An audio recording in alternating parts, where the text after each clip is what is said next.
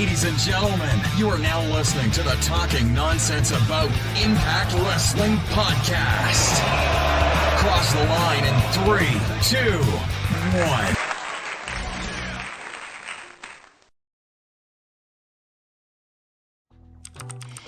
1. Hello, my Impact fam. Welcome to episode 90 of the Talking Nonsense About Impact Wrestling podcast. My name is Geoff, and alongside me, as always, is the Mark Madden of my Ric Flair. It's Max, everybody. No, I'm just fucking around.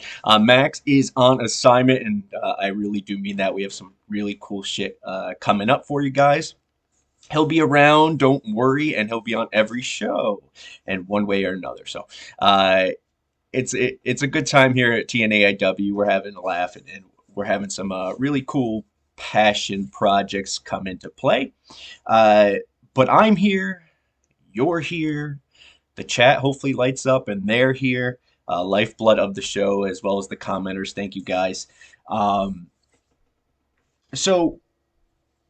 then also whoever joins us, no matter if it's 8 p.m. Sundays, live here on twitch.tv/TNAIWchannel, or it's therefore right after on YouTube, audio, wherever you catch us. We appreciate you.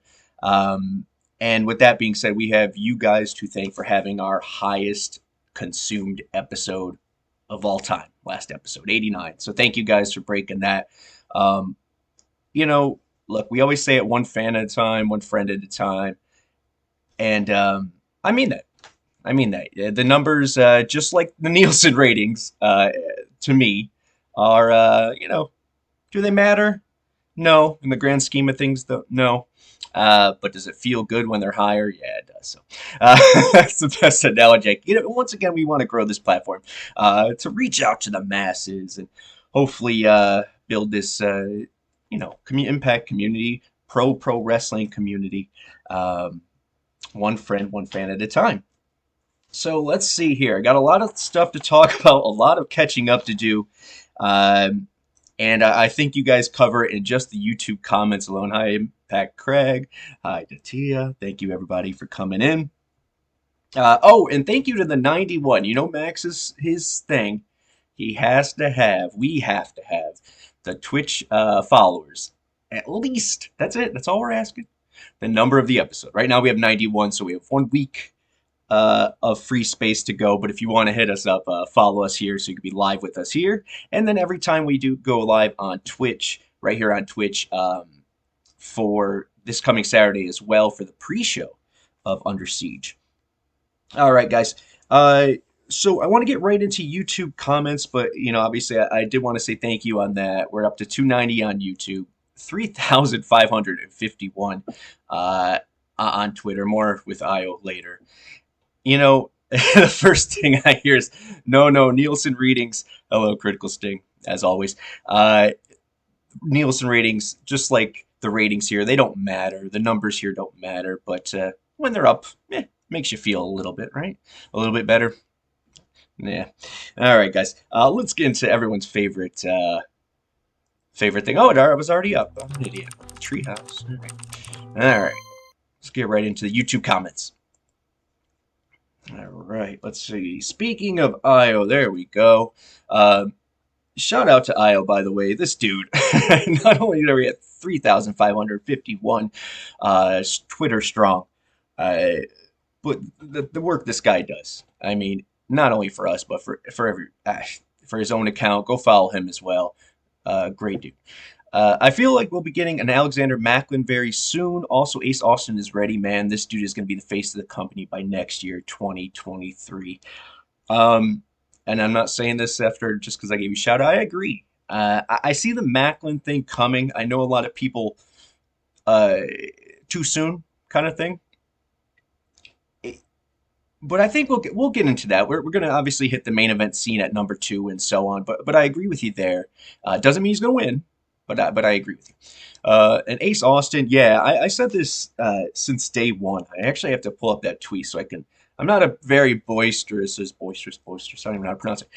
Person, but I tweeted him. I think his first week in the company, and I said, this dude right here is going to be the greatest prospect we've had since AJ Styles. And being someone who's watched literally since day one, there's been some great ones, some ones that didn't pan out for one reason or another, primarily us. But this kid, I think he'll stick around. I think he obviously just resigned. He will be that AJ in the sense of he'll hit all the milestones. The true testament, if you could call him an AJ, is if he sticks around after hitting those milestones. So we'll see. I think he will. All right, Silvers, what's up, buddy? I don't really understand why Shaw is facing Dashwood when Shaw has no tag partner. It seems random. Heel versus heel is getting a bit tired. That said, most of the division are heels. Not much they can do. We'll talk about that as I could already see a mess up I made. Influence exit. No. Inspiration exit. I'll fix that. We'll get to that at number 3. But as far as the Shaw thing, I think quite the opposite. I think the foreshadowing's been there. She approached Madison in the hallway of the hotel or whatever it was, basically saying that you're going to miss Caleb. That's why I think Caleb's still around. It's possible he's not.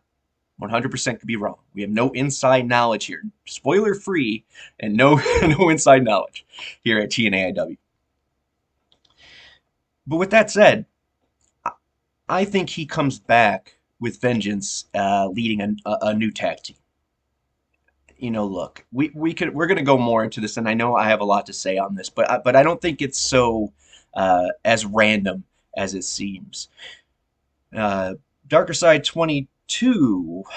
What are your thoughts on Deonna versus Martinez? I think Deonna should have refused the match and just given the belt back. For pride, I get that. I definitely get that.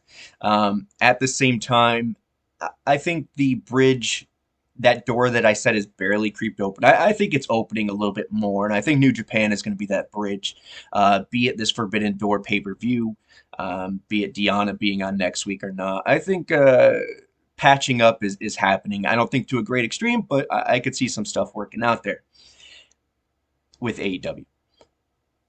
And once again, the argument isn't if I would want that to happen. I'm just telling you, I think we're mending fences on both sides. But as far as the match, I don't care. It's like if one of my favorite characters on a show guest starred on another show. I just I like Impact. It doesn't mean pro. I 100% want pro wrestling. But I have so much time in my life, and I focus on Impact. And I've been a day oneer, that of RNH, so that's where I stuck. Nothing against the other companies. So whatever she does there, to me, it doesn't really matter. I think there's 2 ways it could play out. One being the worst case scenario, which is Deonna just loses. It doesn't matter how. Mercedes was in Impact, and she put over Deonna on her way out to AEW. And so if Deonna gives the win back here, so be it. Right? I don't think it hurts her. At the same time, I know there were a lot of fans saying, well, that win against Mercedes didn't count because she wasn't AEW at the time. It was filmed. I don't care about all that. You guys, that's for you guys to talk about. But as far as this, unless... Look, I think we'll kind of go back into that, what I was already mentioning with the Forbidden Door. If Deonna loses, wipes her hands, and walks out and never goes, is seen again, then that's it. That kind of tells us where we're at. But if Deonna wins, okay, obviously that tells you something. But if Britt Baker comes out, now we're talking, right? So I really don't think Mercedes is going to take it. If cleanly, which would be interesting. It's ROH, so I don't know. We'll see. I got a bad feeling about this. I get that. All right, Millard, we'll get to yours, buddy, because we're going to talk about the main event scene. But we'll skip to Darker Sides 22 again. What's he got here? Let me see. Match quality of Tasha's matches since she's won the Knockouts title has not been as good as it's been. Very lackluster. I think Slammiversary really needs interesting feuds, and they should stop doing the mystery thing, going to jobber like Swinger in the match. Yeah, okay, I get it. We don't need the cheap shots, man. The jobber thing, look, a jobber is still on television. They're still doing a job. And in Swinger's case, it's fucking entertaining. So I get it, but let's chill on the terminology there. Dad moment. But as far as Tasha's matches, I agree. I'm not gonna lie. We've been and myself majorly a Tasha person since day one. Make the merchandise, we'll buy it, and we did. By the way, I look like a mark for Swinger after just a finish shirt off. Nerd.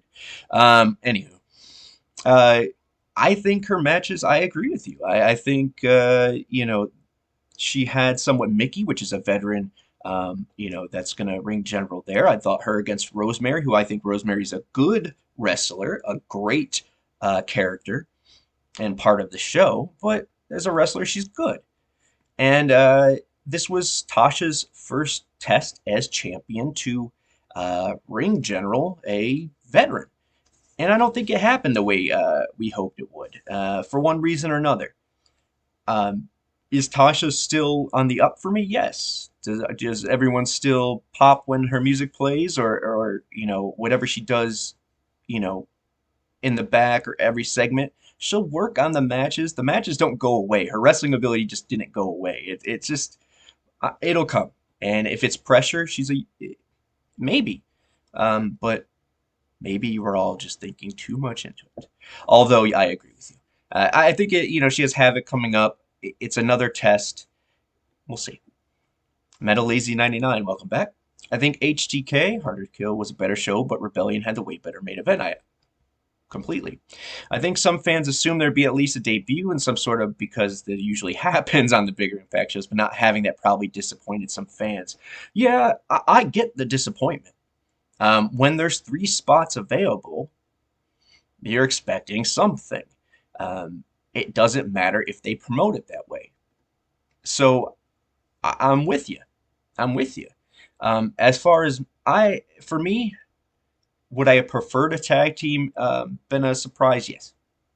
Dice and Swinger were a surprise.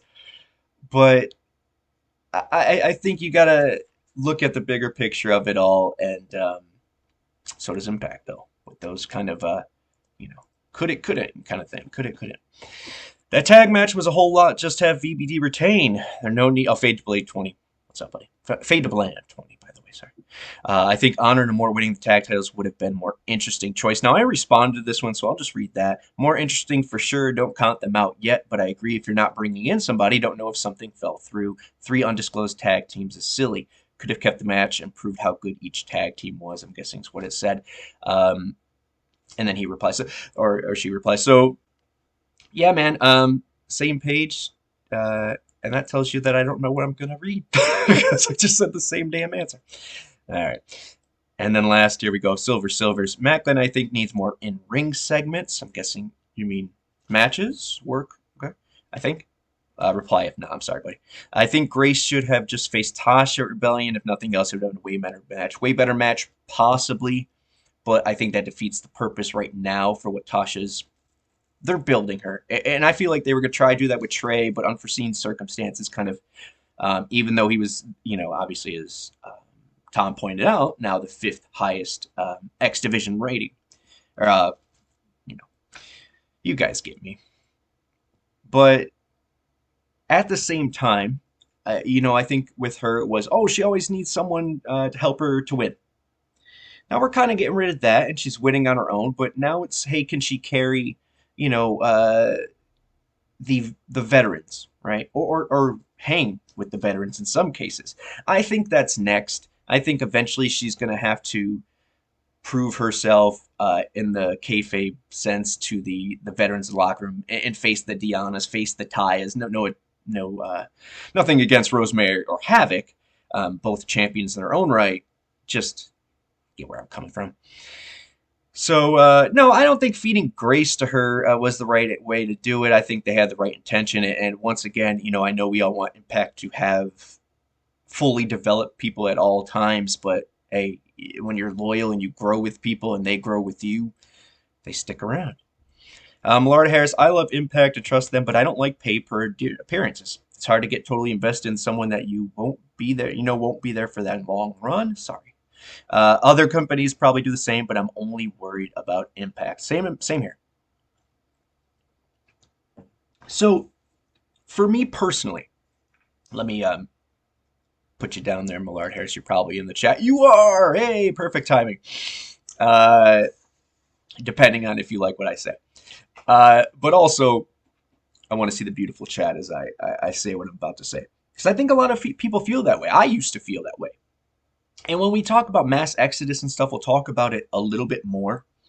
Let me read your thing. But the question I always ask everybody is this simple. Do you enjoy what's on your screen? Do you enjoy what's on your television? When I tune into Impact, I tune in for Impact. Yes, I love the characters and the wrestlers on it. But I love the writing. Being a, won't get into all that, but being a writer, we'll say myself, or pride myself to be. It takes more. Maybe I'm more sensitive to it, but I think it takes more than just the people on the screen. Okay, there's people who film it. There's editors who kick ass and have been doing a great job with Impact. Really cool shit they're doing. And they'll find, I know there's little things, they'll find their thing, and they've already have, I think, but once again, growing. And I know there's writers, there's creative, and I believe in this creative team. I believe in this management team. Does it mean that business is always going to match up with what we want? No. But at the same time, I don't want to get too far ahead of myself. But as far as the PPA deals, let's just talk about that. Okay. I feel for you, and I don't mean this in a condescending way. You know how I talk. I feel for you in the sense that you're not getting to enjoy, and trust me, I was there, caring about what the sheet said, knowing everybody's contract coming up, talking about everyone's contract coming up, and letting it decide what I like about the show or don't like about the show. I enjoy the show. And if I didn't know anyone's contract writing up and they were written off the show, I'd say, oh shit, they're off the show. But I feel like there's a lot of times that we've said, oh, this person leaving is going to be the end of it. I'll never watch again. There's a lot of people that say that, and they're still watching. There's more momentum now than when they said that. Or there's a lot of people that say, I don't like the PBA deals. I don't want to know they're leaving, yada, yada. And you ignore that wrestler, Jonah, Morrissey, Deonna for a little bit, Masha for a little bit, all these people that we knew were on PPA deals that eventually stuck around longer than you thought they would. And that's a generality, and it's not too Millard. So I think what I would challenge you guys to do, and we'll leave it off on this before we get into more exciting stuff. No, I love YouTube comments. And once again, guys, it takes, you guys can judge in the chat. They're not. I'm just saying this for the audio listeners. You could judge to yourself, but it takes a lot of you-know-what to put out your words out there and then have someone comment on them and might be not in line with what you think. So shout out to everyone. I just read a comment from one. Two, I want to challenge you guys. I don't know if I'm on the same point. Treehouse. But I don't want you to miss out on the Mickeys of the world. Or who else was there? I thought Mickey was fun, that whole thing. I think the Briscoes are dope. I'm not going to ignore the Briscoes because they're on a PPA. I don't want to miss out on what Morrissey has done. I don't want to miss out with well, Myers was a different case. But look, I get it. I really do. But try it 1 week without looking at the sheets and just watching what's on your screen and see if you feel the same way. That's what I say. And to the Jonah thing, I'll talk about that, but I don't think he's gone just yet. So, and I know the reports, but don't care. Don't care. All right. Oh yeah, Motor City Machine Guns. I forgot I wrote that in my note. Motor City Machine Guns.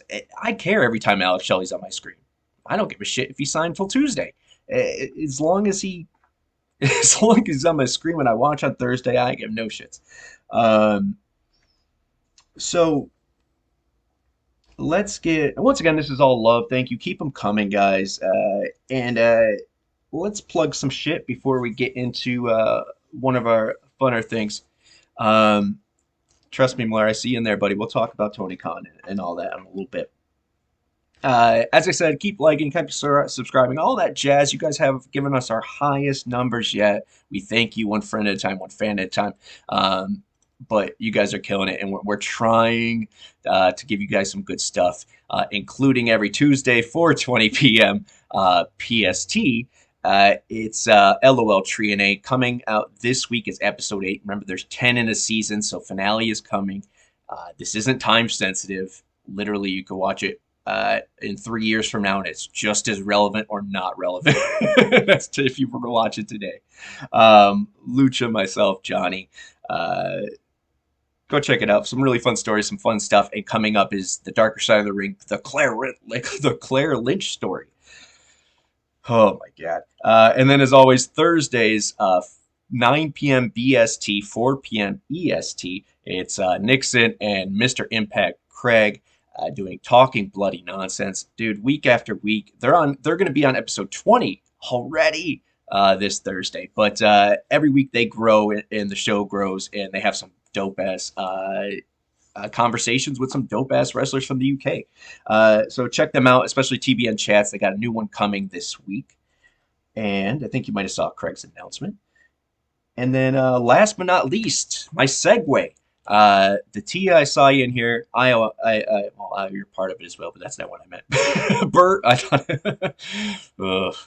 Brother Bert and Datila killed it on the debut episode, Monday episode of GoGoPowerRankings. It's the extended version, so yes, you get to see what you're about to see right now, but you get to see bookend by some really cool stats and different things. There's Mr. Impact Craig, Rev Pro Tag Team Champion TK Cooper, talking to Craig this week on TBN Chat, so check that out. But yeah, really cool show with a lot of cool stats. If you're a nerd like me, go check it out. It's a good time. It's no longer than 10 minutes. Definitely worth it, and it features cool shit like this. Number 10, Bullet Club. Number 9, Steve Macklin. Number 8, Reina de Reinas champion Taya Valkyrie. Number 7, The Briscoes. Number 6, world champion Tasha Steelz. Number 5, Eddie Edwards and Honor No More. Number 4, tag team champions VBD. Number 3, Moose. Number 2, X Division champion Ace Austin. Number 1, world champion Josh Alexander.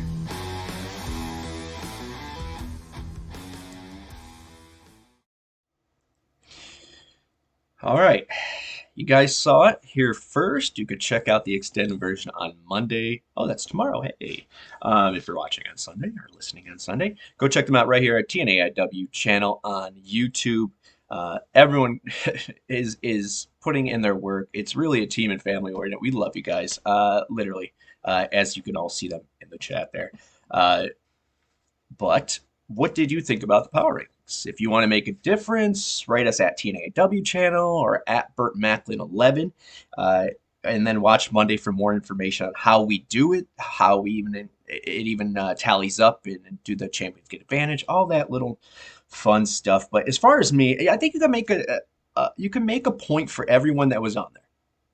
I totally agree, but it is a tragedy because I can't even say it. It's a travesty and a tragedy that the influence and or more so and Decay is not on there. I know you guys keep knocking this tag team division, and I know more so I'm going to hear it in the chat and on the comments when I talk about the Inspirations exit, not the Influence exit. But Decay picked up a big win. I thought it was a fun match, even with Tasha obviously getting hurt and then being tossed around. She's fine, obviously. But I thought, and I don't want to get too far ahead of myself because we're about to hit Impact on Access TV review. If I watched this week and I said, all I read was comments saying that Impact's division is weak, I got 2 segments back to back this episode showcasing the tag team knockouts division. You barely get a women's match in some other places. It's gotten better, but I digress. We've had 2. I'm really antsy to talk about the Knockouts tag team division because it's something that you guys continuously bring up, and rightfully so. I get it, but let me change this inspiration thing because now it's I don't want to bring any bad wish anything bad into existence. So I'll fix it. There we go. All right, so let's get right into. Besides for that, I thought the committee knocked it out of the park. But yes, they need some love. All right, so BTI, I always say it. Great chemistry there between Josh and Gia. I thought it's a greatly produced show, worth checking out. I know, once again, it's hard if you're already an Impact fan, if you want to recap everything, but the match is definitely worth it alone. So you had Crazy Steve versus Vincent. Vincent picking up the victory here. I thought it was good enough. Fun match. I like both of these guys. I think they're both great characters. Vincent getting a shine throughout this episode and this 2-hour block of Impact. And I think he's someone to keep your eye on. Crazy Steve as well. We know, I hate saying this, but his contract was up last time we talked about it. Not me and him, but me and you. You, the people. I don't know. I'm nervous, so I'm not gonna say anything. I think he sticks around. I would love for him to stick around. Decay is obviously more over than anything else we have currently. I still believe that, or at least the instant pop, right? But we'll move on. So continuing this, let me move this here so I'm in front of the mic. VBD starts the show, man. Eric talk. I could listen to Eric Young talk all day, man. Once again, tag team division being something on this side for the men as well that we talk about, shallow or not. But this was a nice little spotlight. It kind of made me nervous as far as betting on our odds to retain some other tag teams that are obviously coming up. But if they do, at least we have VBD, who's obviously a solid foundation piece, and one faster than the other. Rhino and Heath, you know my guys' feeling on them. Like them as individuals. I thought this was their, which we'll get to in a second, their best showing so far as a tag team. I was a big anti-Heath when he came in. Not big anti-Heath, just it didn't faze me. Greatly surprised. And I thought he looked good, talked well, he had a good thing going. And obviously the injury hurt his momentum, but I don't know if this tag team is the thing to get him where we would like him to be or where he deserves to be, quite frankly. And then the Briscoes enter, right? So everyone wants a tag title shot. VBD pieces out. I thought this is one of those things, and we'll get to another one like this. I believe it's with the Decay, Deonna, Taya segment. Beautifully, just beautiful transition work from Impact Wrestling. Continuing the show without wasting time or needing a commercial or a backstage segment to navigate the flow of the show. So I really dug that. So we had all of them, and then they get right into a match. Once again, I thought this was Rhino and Heath's best showing. Briscoe's picking up the win, though. And, the crowd was hot. Crowd was hot for the Briscoes. They're one of those teams, and I know we'll talk a little bit more about this at Mass Exodus, but if we don't get to it, the Briscoes are someone I think, whatever this means for Impact, without setting them back, you break the bank for.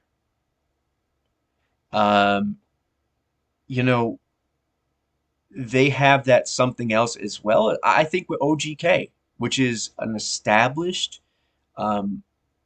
part of someone's wrestling heart, be it from ROH or wherever else, that they want these people to be seen somewhere that isn't ROH After Dark or whatever it'll become, or AEW segment 72. And that's, once again, pro wrestling. But the say it is that our canvas is a little more free, and the Briscoes are wild painters. So I dig the relationship there, and I I think they bring more to the table than just two guys. And that's where we got to come from a point of perspective when we talk throughout main event scene, inspiration, mass exodus, New Japan partnership. What are the numbers saying?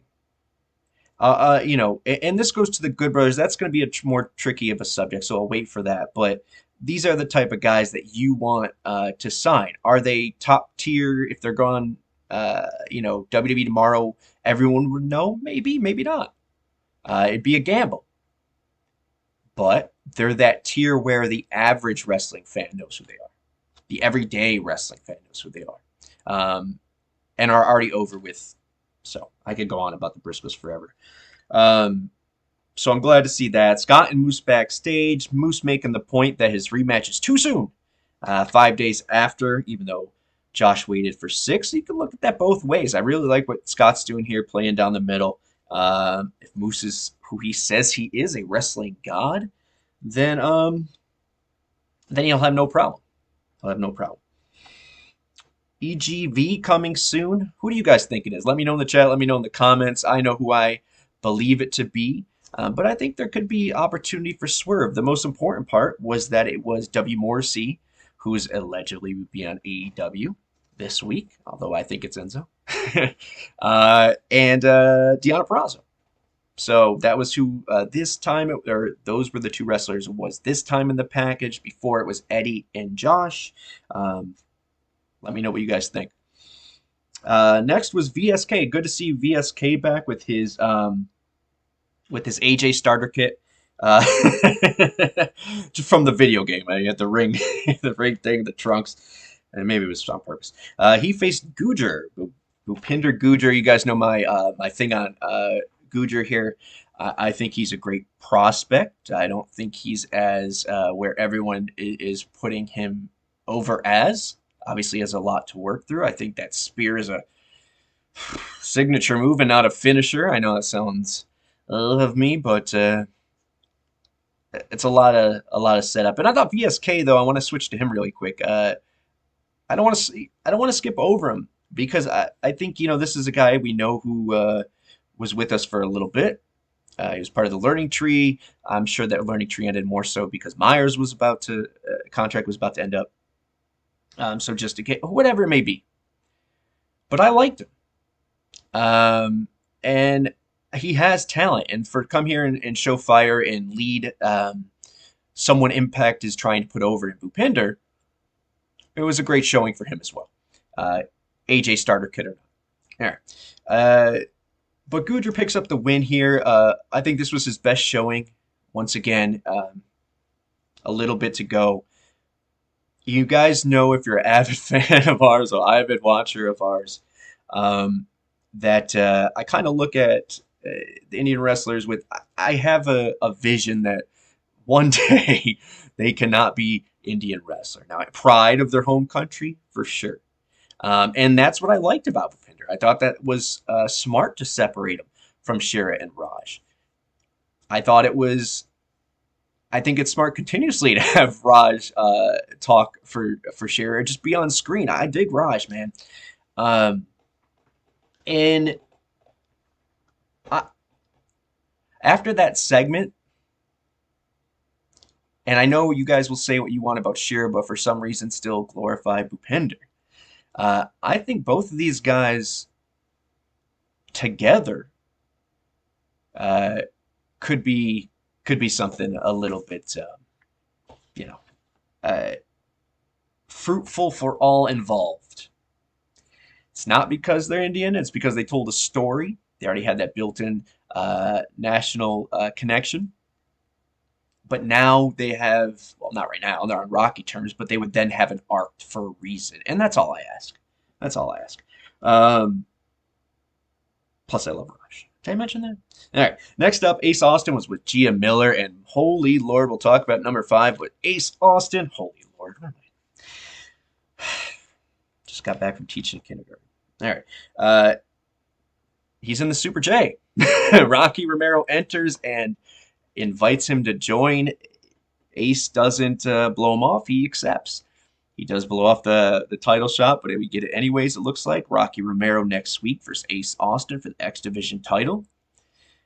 I still agree with Io. I think Ace can keep this belt to Destination X, and whenever that is, I'm bad with dates and pay-per-view months, so enlighten me, guys, there if I'm wrong. But it's something to keep your eye on. Once again, I think he's the AJ. I know there's some people for some reason that hate, and it's probably because I'm gonna say jealousy, just for my own sanity. But anyways, he'll get that. We get a speedball Mike Bailey at the end there, chiming in, and I thought we were friends. I like how they're slowly giving us Bailey. Once again, you got to build a personality, build a character for this guy, not just great wrestler. He's a talent where he'll be between the ropes will shine. If there wasn't even a commentary team, right? With no fans, okay? So getting him over backstage in the sense of character-wise, that's important. I said that last time as well. They had to work for everything in that match because at that point in time, it was good to see people dig Bailey coming up here in this. Maybe it's a reputation thing. Maybe I'm an idiot. It's possibly both. Anyways, Macklin had a great promo backstage. Really dig Macklin. That promo alone got him high on the rankings. Cool. Dig Macklin. We'll talk about that in the main event scene. Honor No More versus Motor City Machine Guns and Bailey. H&M picking up the win here. What a banger. What a TV banger. And it's hard to give it that kind of props when it's a TV match and they're generally under 10 minutes, right? But that had me hooked from moment one. And that's the type of people you want to keep around. Motor City Machine Guns. Obviously, they kill a lot of birds with one stone. They are legends of Impact. They're former tag team champions. Bailey, badass. Honor No More. Look, OGK has done nothing but gain steam since they've come. I don't know. But let me get to the show before I get too far away from the goal. What's new, right? As far as Bailey goes, there was already tension. I liked that. I really liked that, man. Where Motor City Machine Guns both faced Bailey in more recent memory, right? And so there's gonna, or at least Shelly and Bailey. So a little bit of tension there, or a misdirection, miscue. It makes sense. So I was okay with that. And then, man, Boston boys right there. Great chemistry. I agree with you, Io. Arkside 7. Very good 6-way match. Yes. Lord. Man, that was a good showcase. It's a good showcase. That's people that I think personally, and I'll say that more later, or right now, it doesn't matter. This all kind of flows. OGK is another like the Briscoes that bring their own fan base. They bring their own notoriety. They bring their own already built up chemistry and character work. They're multi-tool players. I think with Maria doing her thing, I don't know backstage stuff. You guys know that.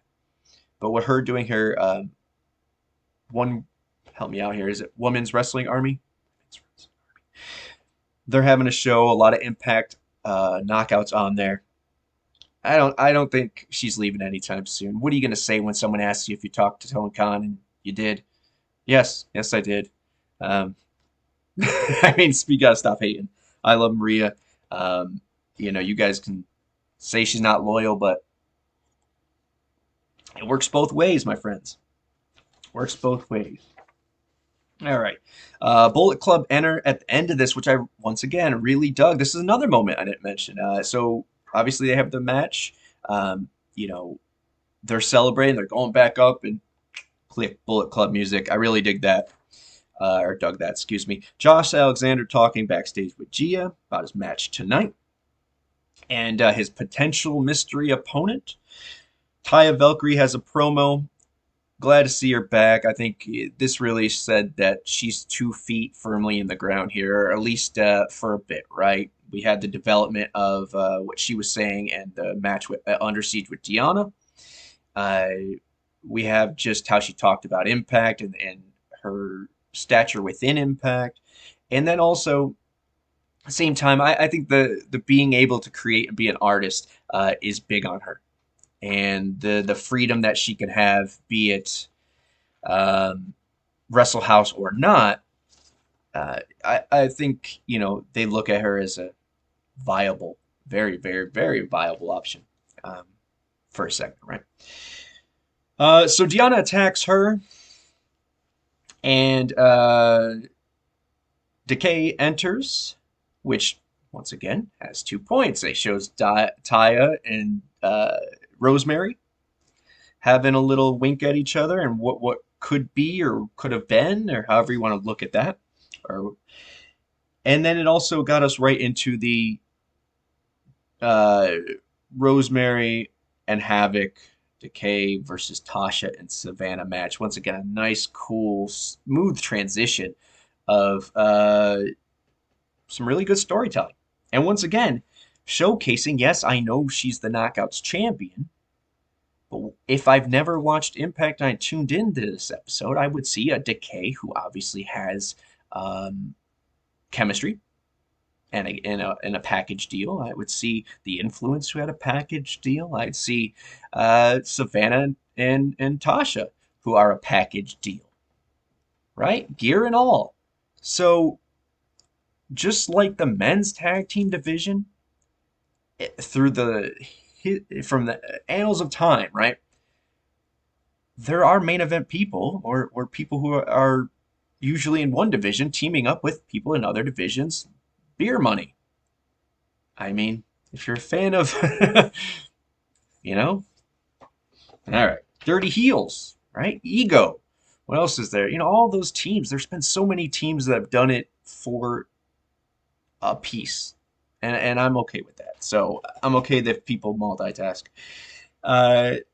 Decay picking up the win here. Obviously, we already mentioned it. This is where I think Tasha got hurt, it seems. Right? She says she's okay, so it doesn't matter. Let's move on. Okay. I thought this was a great showing. I really do. I know not everyone loves the division as much as where I see it, but we'll talk about that. Then we had All About Me and Gisele segment. I dug that. Slammiversary promo. Once again, Barry Scott. That's all you got to do. Barry Scott, Mike Tenay, or Don West, their voices in anything, and I lose it. And then Vincent and PCO, them doing their thing. Sorry about my annoying cat.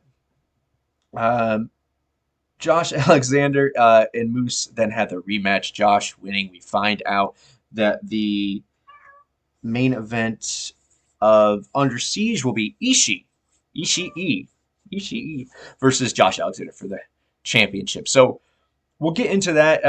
Let's get into it right now, actually. Let's talk about main event scene before anything else. P. Flair, I see in there. I thought the tag match was interesting. Savannah had a lot of upside. She's just needing a bit more seasoning personality-wise. Sure, yeah. I can't, more. I think she's blossoming. She's raw. She was a student of Caleb with a K, if I'm not mistaken. Oh, damn cat just got me. But let's move on here. This cat won't stop. So main event scene. So when we talk about this, obviously I saw a comment as well about Jonah and wish Jonah was part of it. But in that Influence segment, it looked like Jonah was kind of posted right there, right? With Sammy, the Influence, right? Someone else there. I don't know if Jonah's around for the long haul. I know his deal is with New Japan, therefore, sub to us or however it works. I won't even make believe I know. But they feature him quite a lot, so I see there's potential there. But as far as the main event picture, I want you guys to think from a look at history and look at the present, right? I think you could say that there's multiple multiple champions, world champions on Impact. I get the thing about Jonah, maybe not, but that's a lot of vinyl to print his ass on. A lot of trading cards to print his ass on if he's only going to be here for a week, but it's possible. I digress. The point is, let's look at what you guys, or a lot of people, consider the prime of wrestling. And I'm not talking prime of wrestling Hogan, where he held the belt for 4 years and there was barely anyone else in the main event scene, right? Not that. I'm talking about what people call the Attitude Era, WCW, right? Monday Night Wars, that time frame, right? So with that, when the Attitude Era and all that was popping off, look at the championship history, okay? There are about 4 people at all times that are relevant in that title picture. Rock, Austin, Taker, and is it Foley? Is it Triple H? Is it Michaels? Whoever it was at that time, Kane, whoever that 4th or 5th person was, always rotating, right? But we have Moose, Josh, who are locked in. I think we could say Ace could eventually be that person. If Jonah sticks around, he's that person. Morrissey sticks around. So there's all these ifs, right? But Macklin is going to might jump up there, but I think he'll be in eventually DMC. Just because he challenges doesn't mean that he's going to win. We think Josh is kind of a lengthy reign, so Macklin being a challenger shouldn't be something we're down on, right? He also, everyone didn't think he should be in the X division. He did not win that, right? He moved on to the next division. So let's wait before we hold that. But once again, Rock, Austin, Taker, Triple H, whoever the 5th or 4th. I don't want to get into a saying or comparing that these are anything like those that I'm comparing. But what I'm saying is, you always have 4 to 5 in a division. This need or this want, this instant gratification of having more and more and more and more on your roster to say, hey, I have a bigger roster. I have this depth is 88 minutes of television. What can you fit on that 88 minutes of television? It's not 7 knockouts tag teams. It's not 17 challengers. Would I love a more defined scene? Yes, but I think we have that in some sense. You got Moose and Josh, right? I already said the other people. Eddie can move in there at any time. Eric Young can move there at any time. There are past champions. Rich is a past champion, depending on how you view that. Sammy is coming back. He's a past champion. So those are our 4, man. And then the 5th is always going to whatever. Sammy, Eddie, Moose, Josh. And then you bring up that 5th whenever. Okay?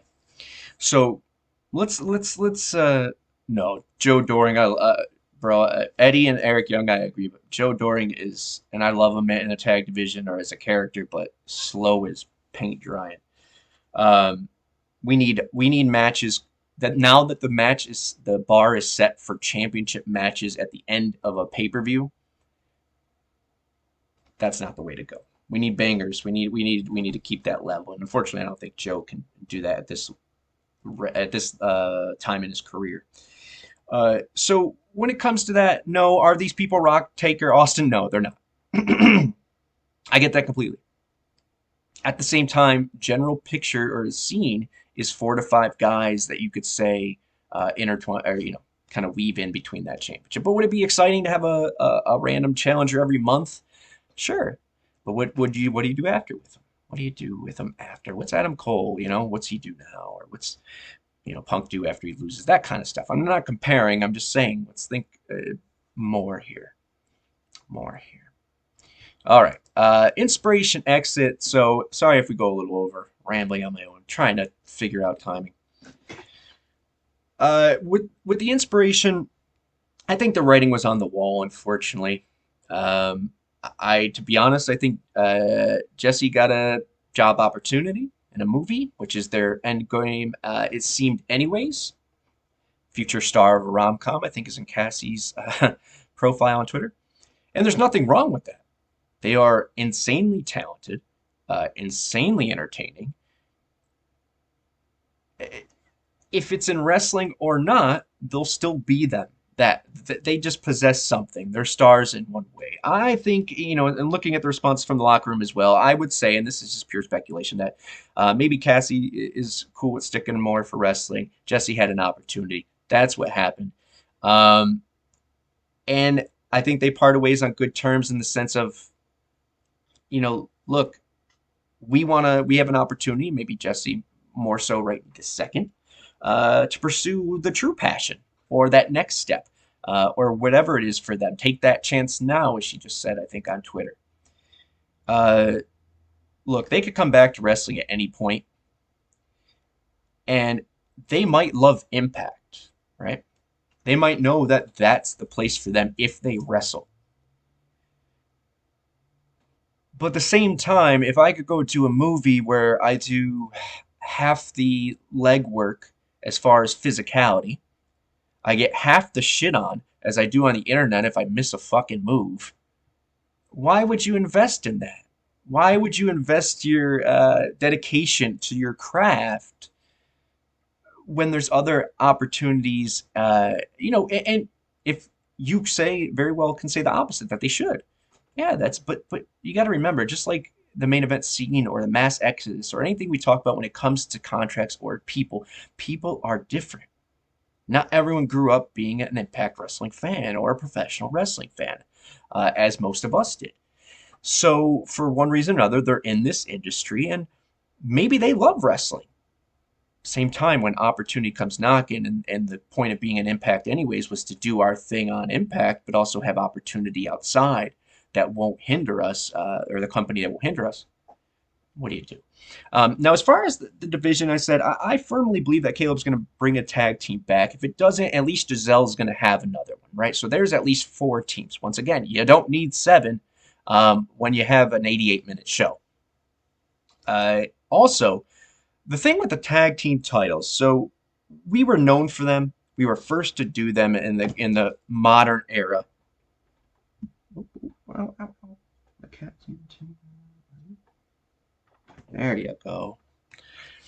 Jesus. So in the modern era, nonsense.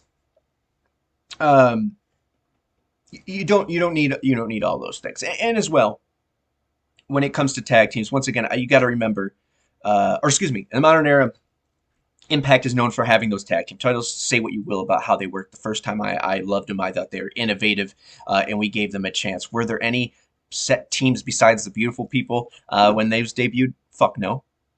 Okay.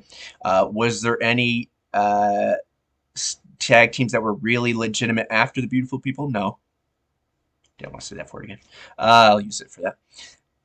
So, look, and you can't compare, well, just because they didn't have it then, why do we need... No, that's not what I'm saying. What I'm saying is that it costs twice as much to have a tag team as it does to have a single competitor. So more than likely, you're going to use your well of resources to make it work. And just as it goes with the Max Exodus, just as it's going to go in the main event scene, you know the ratings and results with the people you have, right? They know what they had with the Inspiration. They also know what they paid the Inspiration. They know the results the Inspiration given them. And I'm sure it was a boost.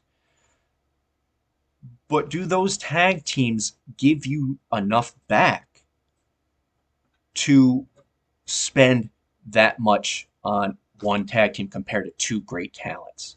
Not saying that the tag team isn't 2 great talents, but do you know what I mean? So I think logistics have a lot to do with it, and finances, but also you guys say that the tag team division shouldn't have started until they established some stuff. I could say that, but we probably wouldn't have got it for another few years, and everyone was breathing down their necks, stealing their shit. Tony fucking put on a thing, and I think the direct quote was, "Hey, it was on TV. We got it on TV first. Look it up." And they had that tournament. So look, they wanted to get it on there. Fans were on their nuts about getting it out there. We got it, and then you say, "Well, we don't got our tag teams." If you can name me more than 4 established tag teams throughout the history of women's wrestling? Give me 4. And then we'll talk. That's your guys' challenge. All right. Anyways. So yeah, I think the division will be fine. I love the division. I'm glad it's there. Equal opportunity. I dig that. I dig that Jordan gets still challenged for the other. There's also that history aspect, guys. You got to keep them going. And they're beautiful belts. Wonder if you... Nah. Let me move on before I go crazy. Now, as far as mass exodus, I know there's a lot of people, and I thought I had written this down, but I'm sure you guys will write it in there and tell me all the people that are allegedly leaving. But I know the Willies of the world, the Good Brothers. Myers just said he's a free agent, even though he's on our television screen. Jonah's not going to stick around with us forever. This and that. Crazy Steve, we already mentioned. All these people that could be leaving, right? I still think you can look at our top 10 and say, damn, that's still pretty good, even if all those people leave. Now, that doesn't mean anything. Let me try to find this. I don't want to not forget any.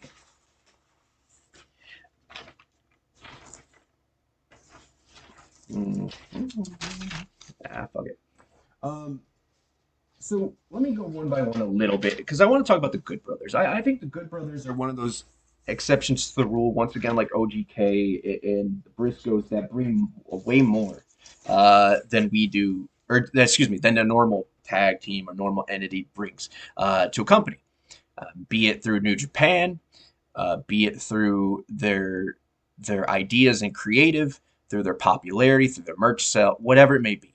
Okay, I think that even though they're supposedly far away on contracts, I think there's a good chance that they stay, or at least with New Japan, and then they're through us. I think what people don't, and you guys and myself sometimes forget as well, is that you have to eventually realize that. Well, let me do it this way. I'm gonna name some things off here, okay? Ethan Page, LAX, Cage, Penta Phoenix, Ali, Sydal, and Diamante. How many of those are killing it in AEW right now? Ethan, maybe? What about the end of the world we thought we had? Rohit left. He's only been on Dark. Kiera, she's a squad person, I don't know. Jake Something finally gets on Dark tonight. Guys, what was the Triple XL leaving? There are so many that you have wasted time being sad about leaving, and not just focusing on the fact of the time and the entertainment they gave you while they were here. I'm not saying be happy with what you get. Not at all. If it's garbage, it's garbage. Unbiased, honest, truthful. That's our thing here. Transparent. That's our gimmick. But if you really run down the list of all the people that all this turnover, I mean, people start to understand what the outside looks like. The Good Brothers have worked for AEW now. They've worked for WWE now. They work for New Japan. They work for us. They know they're grown people. They're going to decide what's best for them and where they want to work. You don't think, though, you don't think a Jonah looks at Keith Lee and says, yeah. Right?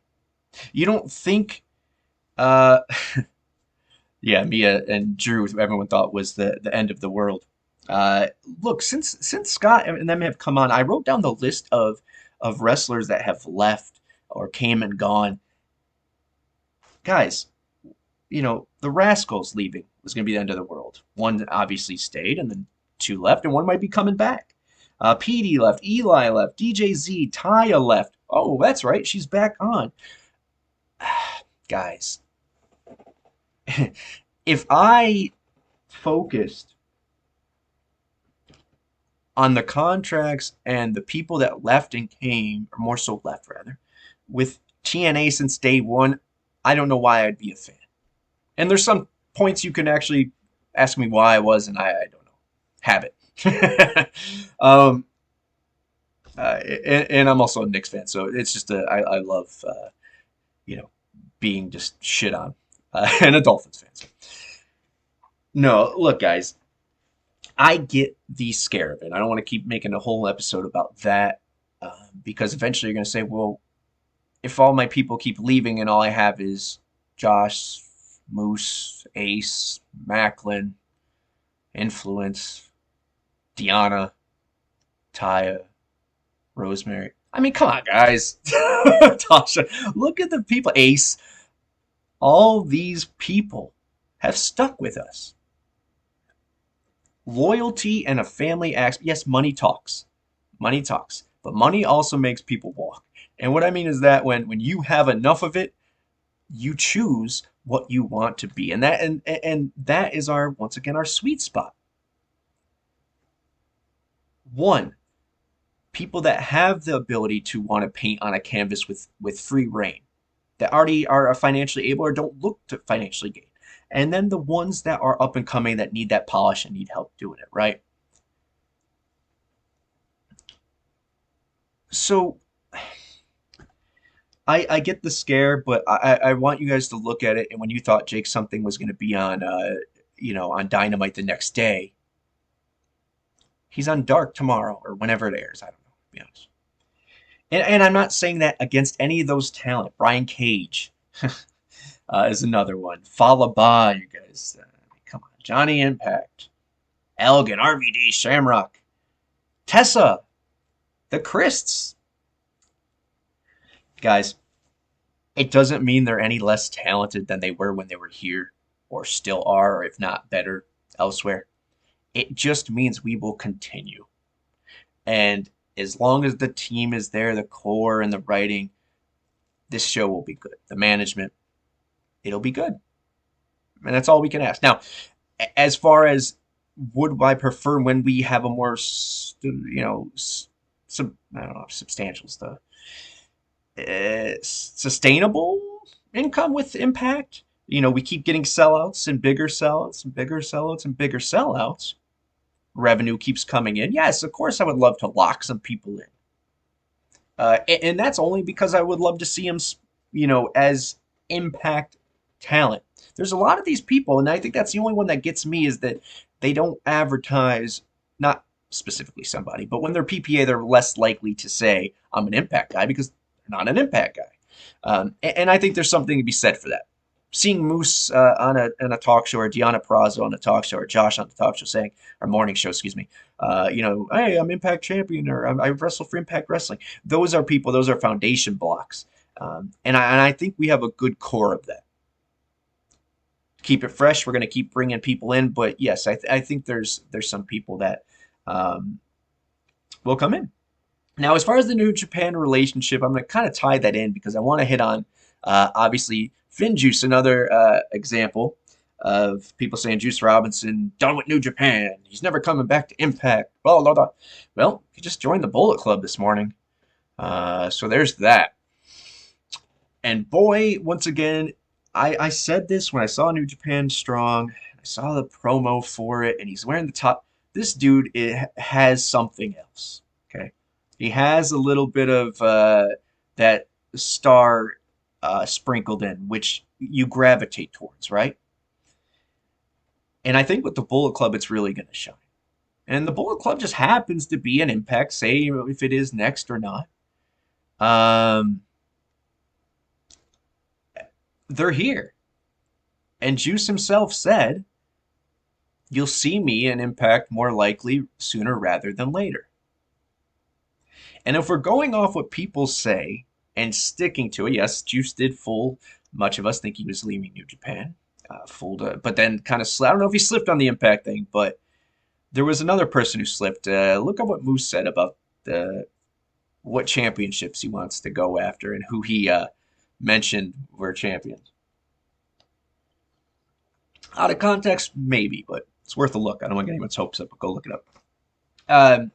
But yeah, so the New Japan partnership is strong, and I think that's part of the reason why the mass exodus of people that we keep harping on, Rachel Ellering, all these, Kimberly, and whoever else.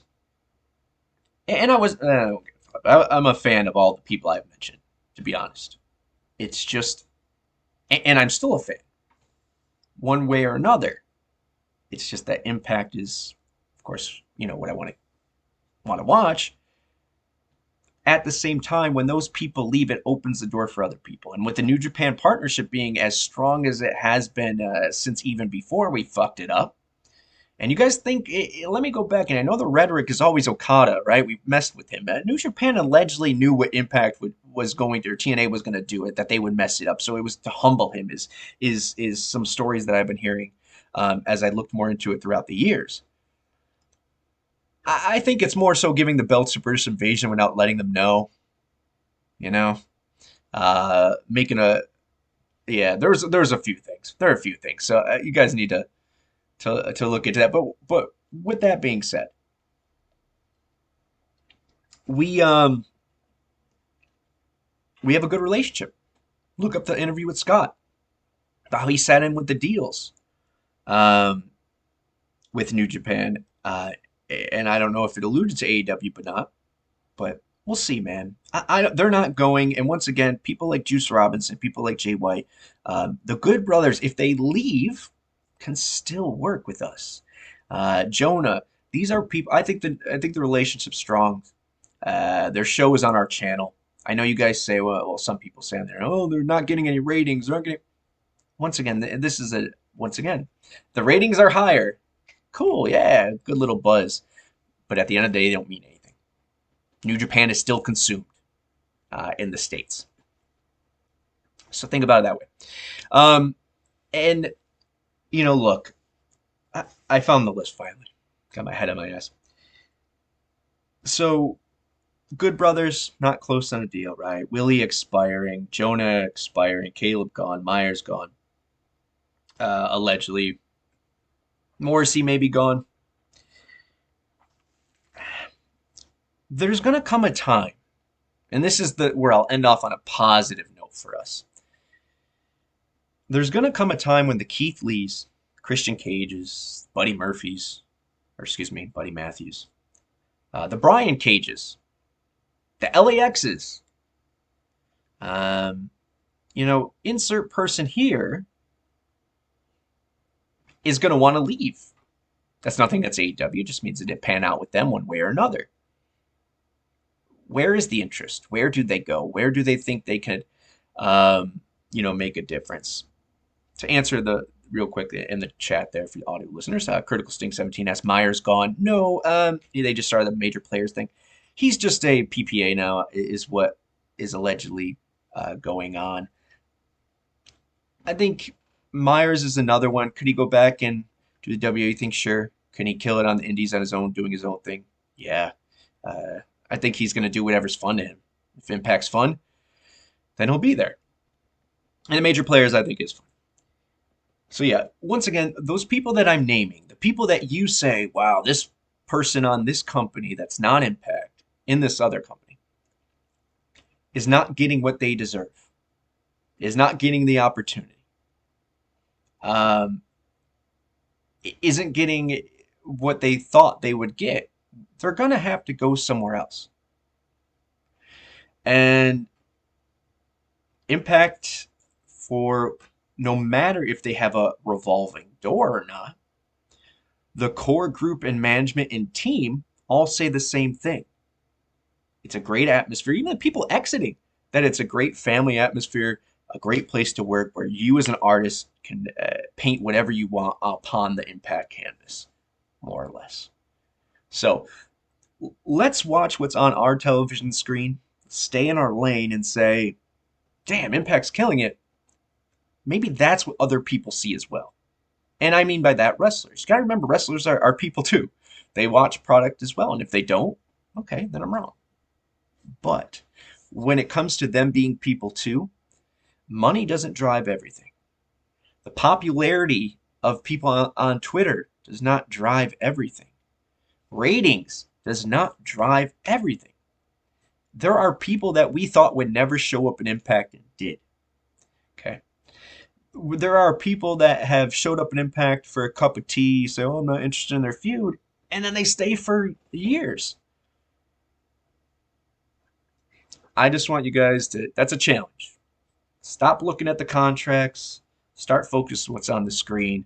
We have some kick-ass talent, and some of which, and I mean this with, and of course there's exceptions to the rule because I know someone will call me out on it. Please do. YouTube comments. We love you guys. The more, I'm going to fucking lose it because I'm reading all your guys' great comments in the chat.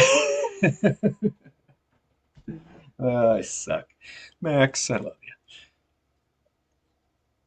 No, guys. You know, what I was going to say is if you were to write down the top 20 of Impact at any given time, any given year, maybe 15, right? Now, when there's a mass exodus, before the mass exodus, before AEW opening mass exodus, look at then and look at now. You can comparably say that, okay, this one's better. I like this one. It's a taste thing. But we've always replenished. We've always refilled. And the people that have left, I won't say are upgrades because that diminishes the work and the talent that those have. And I know I'm missing some cases that are very apparent. But I don't know. Am I right here? Am I going crazy? I don't know. Maybe I am. Maybe I'm going crazy. But I feel like, once again, that the top 20 or the top 15 that we always keep are always there. And we've locked in a lot of those positions now. Next step, yes, locking in those, lower places in the card or mid-card or whatever you want to call it. A main event in some cases. But I think we have a good core. That's where I'm trying to go. I'm going crazy. Well, with that being said, my favorite saying, this Thursday we have Ace Austin versus Rocky Romero. We have a Monsters Ball, Jonah versus PCO. I know if PCO wins, this damn chat and comments, not the chat, the next week chat, but the comments are going to be lit up about how he's leaving. Let's see how it plays out. Once again, if Impact, you guys can't have it both ways. Impact has no budget. Impact posts Jonah on stuff that they're just going to throw away next week. Anywho, so that's going on. You got Myers versus Morrissey in a tables match. They're not on any vinyl, so this could be both. They could both be leaving. Who knows? And then Under Siege Saturday, which means May 7th from 7 to 8 p.m. Eastern. We will be here live, twitch.tv/TNAIW channel. Follow us here, subscribe, whatever the terminology is, so you guys can get the heads up. We'll be here as we are for every pay-per-view show. 1 hour before. The chat's always lit up and crazy and wonderful. Thank you guys to the crew that stood in there. Hitman 333 for the win. Parkside 7. IO, of course. I know there's more. Critical Sting. Millard was in there. I know there was more. So yeah, join us Saturday. And then look at Under Siege. VBD versus the Briscoes for the tag team titles. Honor No More, Bullet Club 5-5. Millard, we could talk about it, but people say they're $1 billion. We'll talk about that. I think that's a misrepresented thing that Anthem is $1 billion company. Misinterpreted. So, anyways, VBD versus Briscoes, H&M versus Bullet Club 5-5 with the return. Not even mention it. Oh, so much shit to talk about. ELP, the return of ELP, and could it be the return of Juice Robinson? We'll see. Deonna Purrazzo getting her rematch against Taya for the Reina de Reinas Championship, and Tasha versus Havoc that was set up via that tag match. My guess is that maybe Tasha was going to get the pin. I don't know. But look, guys, if those aren't 4 matches that entertain you on such a short period, I don't know what is. Make sure you tune in for that. Tune in to us 7 to 8, and then tune in for all our other shit. You guys already know it. You see it going by there. TBN chats. Oh, yeah, Craig's press pass question from Rebellion's on there, which is awesome. You got the post Rebellion right now with GoGoPowerRankings with Datila and Burt, which will be new Monday. LOL TNA Main Event Mafia takeovers up now. And then the darker side of Claire Lynch will be this Tuesday, 4:20 PST. And then Talking Bloody Nonsense every Thursday right now, 9 p.m. BST, 4 p.m. Eastern. I'm going to go hit my inhaler, hit something else, then hit the hay. All right, guys. Love you no matter how you consume this. Thank you, thank you, thank you. Once again, just like the Nielsen ratings, that's the analogy I was making. They don't matter. Numbers don't matter. But it makes my day to know that we've officially broken the consumed record for an episode. You guys are great. And it gives me, one day I'll open up more about what I'm doing outside of this. And why, yes, this is a focus of mine, that there's more great things to come as we expand a little bit. Once again, we have LOL TNA. Look out for a TNAIW game show series. Again, another 10 episodes greenlit. That will come. And then as well, I don't want to tell what Max is doing. Shout out to Max, of course. There we go. Great job by yourself. Oh, thanks, guys. And shout out to Max, of course. What he and I do next will be a good time. All right, guys. Thank you for coming out. God bless and good night. Russell Simmons.